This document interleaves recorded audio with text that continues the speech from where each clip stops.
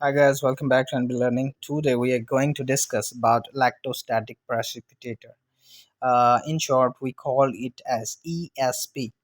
Electrostatic precipitator or ESP are used to remove the dust particle from the flue gases or our boiler exhaust.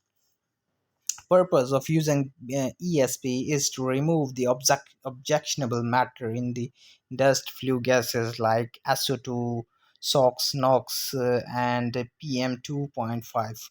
Although they cannot remove 100% of these, but it can minimize to a very great extent. Mostly, we discuss this topic with respect to the boiler. So, and second main purpose is to remove the solid particle or abrasive material in the dust, which can produce wear and tear in our component and different things. Like in boiler, we have ID fan on the chimney exhaust. If these particles go outside in the chimney, then it will erode our ID fan, induced draft fan, and may produce many other equipment damage. So let's start our topic, the electrostatic precipitator. You can see in the slide that there are a number of plates, like there are four plates, and all the plates have given charge. One is positive, another is negative plate, and the current given to this place is DC current ranging from 20 to 80 kilovolt. And we in this system we initially charge our plates, and then due to charging of the plate, our particles become ionized and stick on the surface of the plate, and after that it can be removed. And collector electrode, the plate which have the positive charge is called the collector electrode, and this is connected to ground for earthing, so that it have zero potential. And the distance between the both of two plate is very crucial, because the if the distance become very low, then there is a high chances of spark, and if the distance is very high, then there will be a loss of efficiency.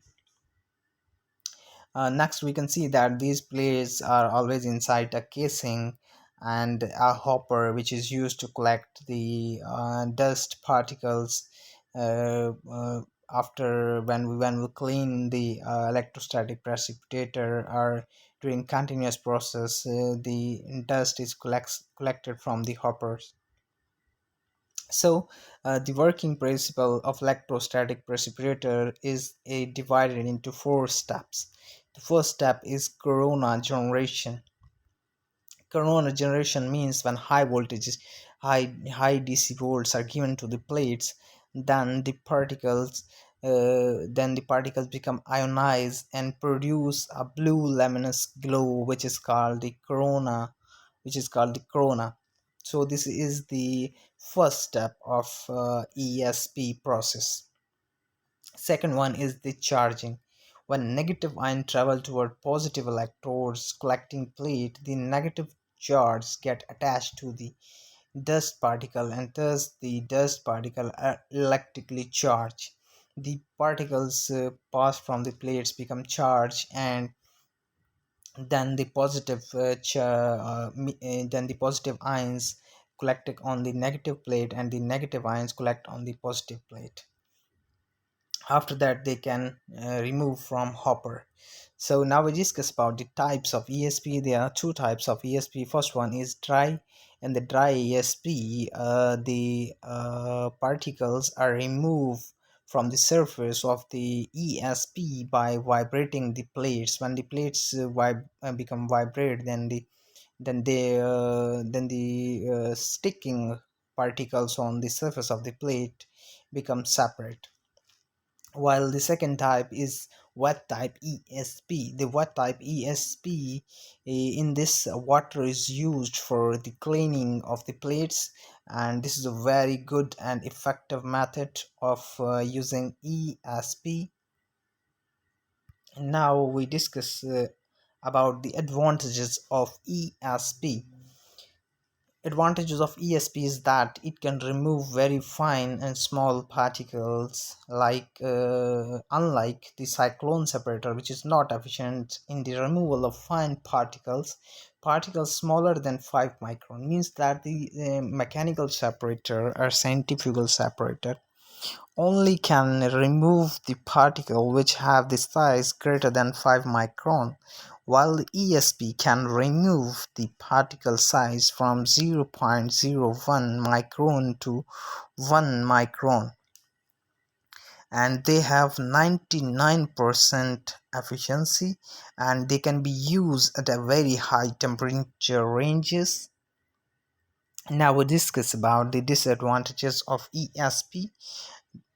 First one disadvantage is that DC current with high voltage is not available. So we have to convert the AC current into DC current, which will ultimately increase the cost, and it is very expensive, and it is more complex, and it is sometime to become dangerous, because due to the spark, if the gap between the plates are not proper, then it will produce spark due to the number of increase in solid particle. It can produce the spark. So these were some advantages and disadvantages of ESP. So guys, this was our topic today about the ESP. Now we in the next video we discuss about the mechanical separator, a mechanical dust collector.